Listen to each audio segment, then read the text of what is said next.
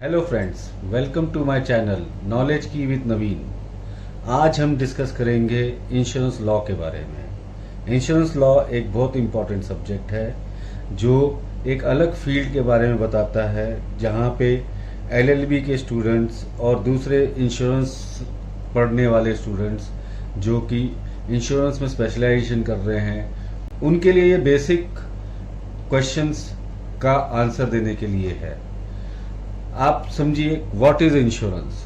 Insurance क्या है, इसके बारे में हमें जानना जरूरी है। एक आम भाषा में इंश्योरेंस एक बीमा जो कि लाइफ इंश्योरेंस के बारे में ज़्यादा जाना जाता है, लेकिन इसके दो पहलू हैं, लाइफ और जनरल। लाइफ इंश्योरेंस जो कि लाइफ के बारे में इंश्योरेंस करते हैं, लेकिन जनरल इंश्योरेंस में बाकी सारी चीज़ें जो आपके घर में आम वस्तुएं, जो आपकी गाड़ी, आपकी लैपटॉप, आपके मोबाइल, इन सब का इंश्योरेंस जो होता है वो जनरल इंश्योरेंस में होता है। अब हम बात करते हैं व्हाट इज इंश्योरेंस।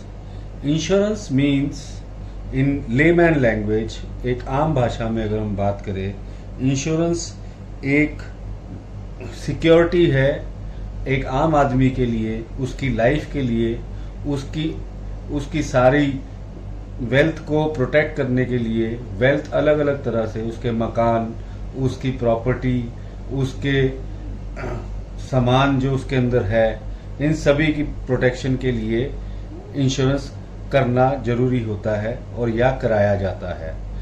दूसरा तरह का है कि अगर कोई हेल्थ इश्यूज है, हेल्थ इश्यूज को कवर करने के लिए हेल्थ इंश्योरेंस होता है। ये एक आम भाषा में ये इंश्योरेंस के बारे में लोगों को पता है। लेकिन जब हम इंश्योरेंस लॉ के बारे में बात करते हैं, इंश्योरेंस लॉ में आपको डेफिनेशंस पता होनी चाहिए जो कि आपके पेपर में आपको लिखनी पड़ेंगी। जो डेफिनेशंस बहुत इंपॉर्टेंट हैं और बहुत इजी हैं। मैंने यहाँ पे 3 डेफिनेशंस लिखी हैं, डेफिनेशंस दी हैं 3 फेमस लोगों की, जिसमें बताया गया है what is insurance. According to William Beveridge, the collective bearing of risk is insurance। collective bearing of risk मतलब एक समूह में अगर आप किसी अलग अलग लोगों ने मिलके कुछ पैसा इकट्ठा किया और उसको कवर करने के लिए, किसी का लॉस कवर करने के लिए, कोई रिस्क को कवर करने के लिए हमने पैसा इकट्ठा किया और किसी का नुकसान होता है तो उसको देने के लिए, उसको कहते हैं इंश्योरेंस। प्रोफेसर हॉपकिंस ने क्या कहा है? प्रोफेसर हॉपकिंस कहते हैं insurance is protection against economic loss provided by sharing of risk with others. मतलब इंश्योरेंस एक ऐसी प्रोटेक्शन है जो इकोनॉमिक लॉसेस को कवर करती है। इकोनॉमिक लॉसेस कैसे कवर करती है? By providing sharing of risk with others. मतलब दूसरों के साथ इसको शेयर किया जाता है। दूसरों के साथ शेयर कैसे होगा? जब लोग थोड़े थोड़े पैसे देके एक पूल बनाएंगे, उस पूल में से कोई भी नुकसान किसी का होगा, उस पूल में से पैसा दिया जाएगा, उसको इंश्योरेंस कहा जाता है। जस्टिस टिंडल ने क्या कहा? Insurance is a contract by which the insured person given certain money to the insurer for bearing the risk of happening of certain event. मतलब हमने पहले एक सिंपल डेफिनेशन करी, उसके बाद उसके थोड़ा सा हमने उसको एक्सपेंड किया। जस्टिस टिंडल ने उसको और ज्यादा एक्सपेंड करके उसको समझाने की कोशिश की है कि इंश्योरेंस एक कॉन्ट्रैक्ट है जो एक आदमी जिसने पैसा दिया है किसी इंश्योरेंस कंपनी को, उसको इंश्योर्ड पर्सन कहा जाता है। किस लिए? For bearing the risk. किसको दिया जाता है? इंश्योरर। इंश्योरर का मतलब होता है एक इंश्योरेंस कंपनी। इंश्योरेंस कंपनी को यह पैसा दिया जाता है। किस लिए दिया जाता है? For bearing the risk of happening of certain event. इसमें अगर आप देखेंगे इंश्योरेंस में, मैंने आप यहाँ पे हर जगह पे रिस्क को रेड किया है इंश्योरेंस के साथ में। इसका मतलब है risk is insurance, insurance is risk. ये दोनों एक तरह से एक दूसरे के आसपास घूमते रहते हैं। इसका मतलब है कोई भी इंश्योरेंस होता है उसके अंदर रिस्क होना जरूरी है। अब हम देखेंगे what are the main features of insurance. हमने पहले इंश्योरेंस को डिफाइन किया, अब उसके अंदर क्या मेन फीचर्स हैं उसके बारे में हम डिस्कस करेंगे। There are 3 main features of insurance. First, it's cooperative system of distribution of risk. Insurance is a system by which the insured person transfers his risk to the insurer or other person and bears the risk on collective basis। मतलब ये risk जो है वो transfer किया जाता है एक insurance company को, जो उसको कलेक्टिवली प्रीमियम कलेक्ट करके उसको इकट्ठा करके एक पूल बनाती है। पूल बनाने के बाद वो कलेक्शन पे होता है। Financial second point, method of compensation of loss. इसका मतलब ये है कि insurance is also known as a plan of financial compensation. In other words, it can be said that the insurance is a process of saving the uninsured person from loss and the way of compensation for financial loss. मतलब अगर कोई financial loss होता है और insurance अगर किसी आदमी ने करा रखा है तो उसको कंपनसेशन मिलेगा। कैसे मिलेगा, किस टर्म्स में मिलेगा, वो इंश्योरेंस पॉलिसी के हिसाब से दिया जाएगा। अब इसके आगे हम देखें कि लॉस, लॉस का मतलब क्या है। Which loss? Loss means any loss which is attached with the risk. उसी लॉस को पे किया जाएगा in insurance. Third point, social method for protection from risk. Main feature of insurance में ये थर्ड पॉइंट है कि social method for protection from risk. Insurance is a social method for protection of risk wherein it is an organized system which provides compensation and protection to the person who has taken the insurance. मतलब अगर कोई socially एक bonding बनती है, insurance company उसको एक social method में compensation और प्रोटेक्शन देती है। वो मेन फीचर है इंश्योरेंस का। अब हम बात करते हैं कि इंश्योरेंस लॉ में व्हाट इज इंश्योरेंस हमने डिस्कस कर लिया, उसकी डेफिनेशन हमने बता दी, मेन फीचर्स ऑफ इंश्योरेंस हमने देख लिया। अब इंश्योरेंस के एलिमेंट्स क्या है वो इंपॉर्टेंट है। ये अगर आप एलिमेंट्स पढ़ेंगे, इसके अंदर काफी सारे एलिमेंट्स आपको कॉन्ट्रैक्ट लॉ के एलिमेंट्स नजर आएंगे, क्योंकि insurance is a contract between one person and another person. इसका मतलब है कि existence of two party is required. पहला एलिमेंट है जो कि कॉन्ट्रैक्ट लॉ का भी है, existence of two party is required. अगर आपने कॉन्ट्रैक्ट लॉ पढ़ा है तो आपको एलिमेंट्स ऑफ इंश्योरेंस बड़े आसानी से समझ में आ जाएंगे। इसलिए कॉन्ट्रैक्ट लॉ और इंश्योरेंस लॉ के अंदर इंश्योरेंस कॉन्ट्रैक्ट के एलिमेंट्स बड़े आसानी से आपको समझ में आने चाहिए। सेकंड पॉइंट है कॉम्पिटेंट पार्टीज। जैसा कि कॉन्ट्रैक्ट लॉ के अंदर there should be two parties, insurance के एलिमेंट में भी existence of two parties is required. अब इसमें दो पार्टी कौन सी होती है?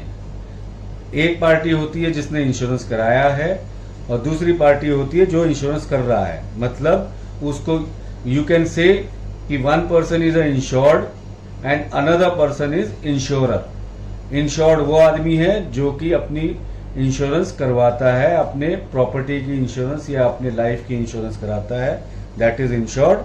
And the person who is doing the insurance और the company who is doing the insurance is known as insurer. जो भी रिस्क को टेक करता है अपने ऊपर वो इंश्योरर कहलाया जाता है। अब हम चलते हैं दूसरे पॉइंट पे, कॉम्पिटेंट पार्टीज। जैसे कॉन्ट्रैक्ट लॉ में होता है, सेम डेफिनेशन यहाँ पे अप्लाई की जाएगी।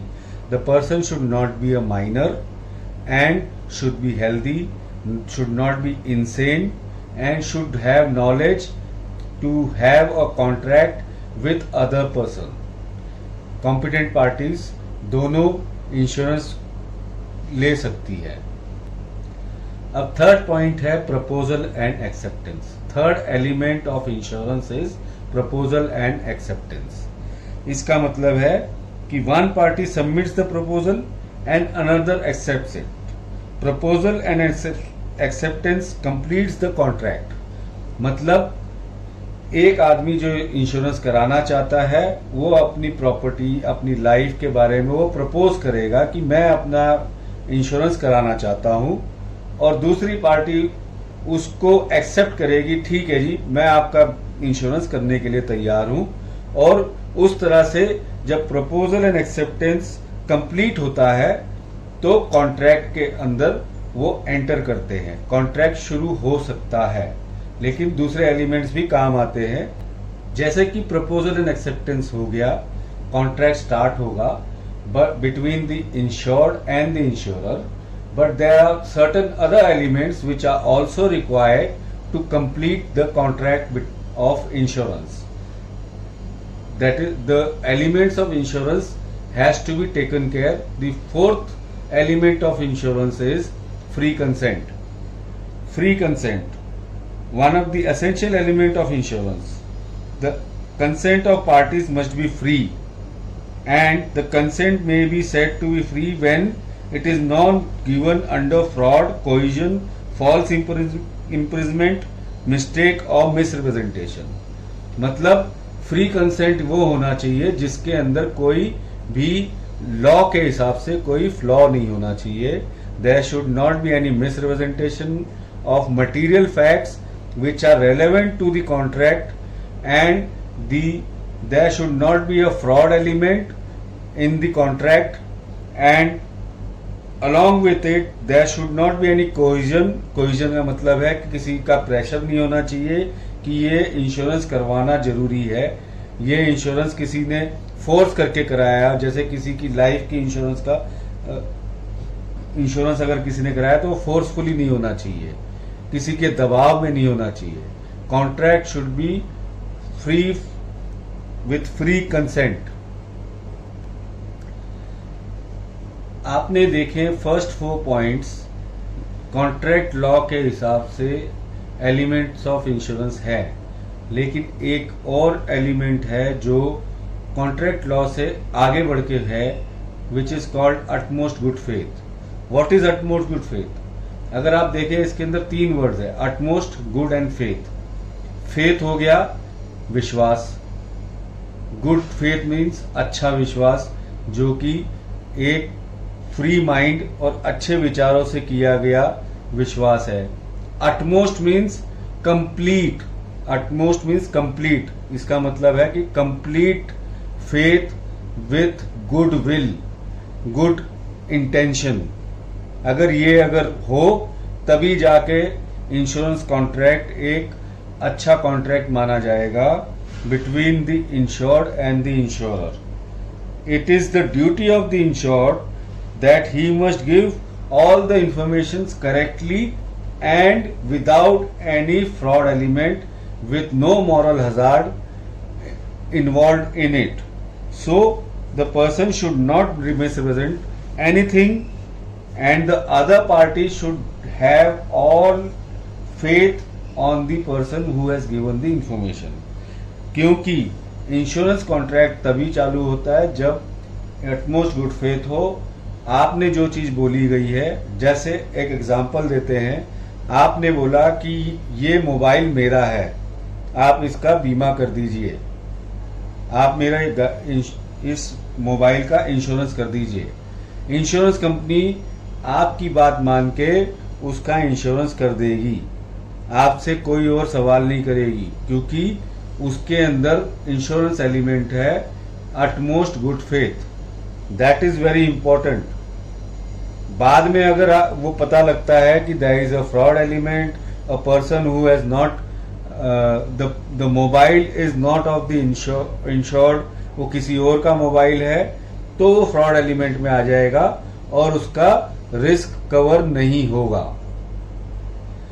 अब इसका मतलब है कि अगर हमने there is a utmost good faith between the insured and the insurance company, इसका मतलब ये नहीं है कि पूरा का पूरा विश्वास किया है। There are minimum documentations which are taken from the insured for doing the insurance of the particular property or the subject matter of insurance. अब इसका मतलब यह है कि utmost good faith में insurance company does not do blind faith. Blind faith और utmost good faith में यह फर्क है कि they take minimum documentation to cover the risk. Blind faith में जो आपने बोल दिया वो सब कुछ माना जाएगा, ऐसा नहीं होता है. सो utmost good faith is very important feature which is required. Insurance elements का 6th पॉइंट है consideration. This is a very important point. Consideration अगर नहीं होगा तो इंश्योरेंस कॉन्ट्रैक्ट वैलिड नहीं होगा. कंसिडरेशन को इंश्योरेंस एक्ट में अगर आप जाके देखेंगे it is called 64 VB. 64 VB एक पॉइंट है जहां पर ये कंसिडरेशन के बारे में काफी डिटेल में लिखा है. आप इंश्योरेंस एक्ट में जाके इसको पढ़ सकते हैं. Consideration is termed in insurance as premium. मतलब अगर इंश्योरेंस किसी ने कराना है, the insured has to give a premium to the insurance company to cover the property और the subject matter wherein once the premium is given and all the elements are covered, the risk which is there is covered under a contract which is called policy document. देखेंगे elements of insurance में हमने 6 point cover कर दिए हैं. 7th point which उसके ऊपर मैंने लिखा है very essential element, risk. Risk is an very important element in insurance. अगर आप देखेंगे कई जगह पर रिस्क इंश्योरेंस. अब आप देखेंगे इंश्योरेंस एलिमेंट्स में 6 points, we have covered the 6 points. But ये 6 पॉइंट तभी कंसीडरेशन में आएंगे, तभी ये कवर होंगे जब कोई रिस्क इन्वॉल्व है जिसके बारे में इंश्योरेंस कंपनी जानती है कि ये रिस्क हम कवर कर सकते हैं अंडर द पॉलिसी. इसलिए risk is a very important element and essential element under the contract of insurance. Hence insurance law is based on the covering of risk. To know further about the risk, we can say in simple terms, risk is a future uncertainty or anything that could occur to prevent achieving the expected objective or planned result or outcome. Risk के बारे में और भी further details अगर आपको जाननी है तो मेरे नेक्स्ट वीडियो के अंदर आप उसको देख सकते हैं. इसलिए please subscribe and press the bell icon to get the latest notifications and updates. Risk के बारे में अगर आपको डिटेल में बात समझनी है, if we know what is risk then we can know what is insurance also. For coverage of this chapter there is a separate video which I will be putting it in my channel. जैसा कि हमने elements of insurance के बारे में discuss किया है, उससे आगे हम और डिटेल में डिस्कस करते हैं हु आर टू पार्टीज. एक पार्टी है इंश्योर्ड और दूसरी है इंश्योरर. ये दोनों पार्टी कॉम्पिटेंट होनी चाहिए. कॉम्पिटेंट का मतलब होता है कि they should attain the age of 18 and they should be of sound mind. उसके बाद सेकेंड पार्ट आता है प्रपोजल एंड एक्सेप्टेंस. प्रपोज कौन करता है? इंश्योर्ड प्रपोज करता है. क्या चीज प्रपोज करता है? रिस्क प्रपोज करता है और इंश्योरेंस कंपनी उसको एक्सेप्ट करती है, which is called covered under the policy. और फ्री कंसेंट किसका होना चाहिए? इंश्योर्ड का फ्री कंसेंट होगा where there is no coercion of fraud. कोई दबाव नहीं होना चाहिए उसके ऊपर और कोई फ्रॉडलेंट एक्टिविटी नहीं होनी चाहिए. वो चीज इंश्योरर जो है वेरीफाई करता है as per the इंश्योर्ड्स proposal form जो उन्होंने प्रपोज किया है अपने प्रपोजल फॉर्म में. और उसी तरह से अटमोस्ट गुड फेथ जो कि इंश्योर्ड से होता है ऑन हिज ओन प्रॉपर्टी और should have an interest in it. इस तरह से अटमोस्ट गुड फेथ एक बहुत इंपॉर्टेंट फैक्टर है जो इंश्योर्ड प्रपोज करता है अपनी प्रॉपर्टी के ऊपर, और वो एक्सेप्ट किया जाता है इंश्योरर से, जो की फेस वैल्यू होती है and the reply is given in the proposal form. जो भी रिप्लाई प्रपोजल फॉर्म में दिया हुआ है उसके अकॉर्डिंग वो अटमोस्ट गुड फेथ पे इंश्योरर उसको एक्सेप्ट करता है। ये पूरी डील के अंदर कॉन्ट्रैक्ट कंफर्मेशन के लिए कंसिडरेशन एक बहुत इंपॉर्टेंट पार्ट है। कंसिडरेशन को प्रीमियम भी बोला जाता है इंश्योरेंस लैंग्वेज में। और कंसिडरेशन क्या होता है? Insured provides the amount of money to the insurer और इंश्योरर उसको एक्सेप्ट करता है, तो ये कंसिडरेशन का पार्ट कंप्लीट हो जाता है। लेकिन इन सब के अंदर सबसे इंपॉर्टेंट चीज है रिस्क। रिस्क क्या होता है? एक अनफोर्सीन इवेंट जिसके बारे में इंश्योर्ड को भी नहीं पता, इंश्योरर को भी नहीं पता, और उसको कवर करने के लिए इंश्योर्ड इंश्योरर को कंसिडरेशन देता है, जिसके कारण वो अपनी प्रॉपर्टी और लाइफ को कवर करवाता है। एंड इंश्योरर जो है पॉलिसी के स्कोप ऑफ कवरेज के अकॉर्डिंग उसको कवर करता है।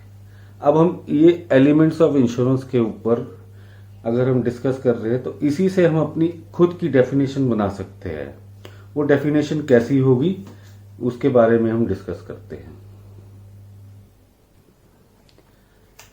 अब हम अपनी डेफिनेशन बनाएंगे जो इंश्योरेंस के ऊपर होगी on the basis of elements of insurance.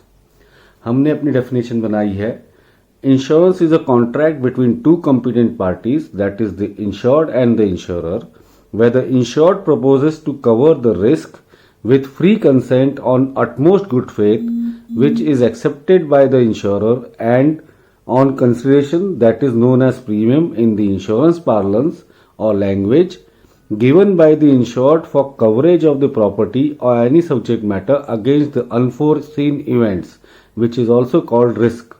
तो इस तरह से हमने अपनी डेफिनेशन बना ली है, जो आगे चल के आप अपने क्वेश्चंस के जो आंसर दोगे।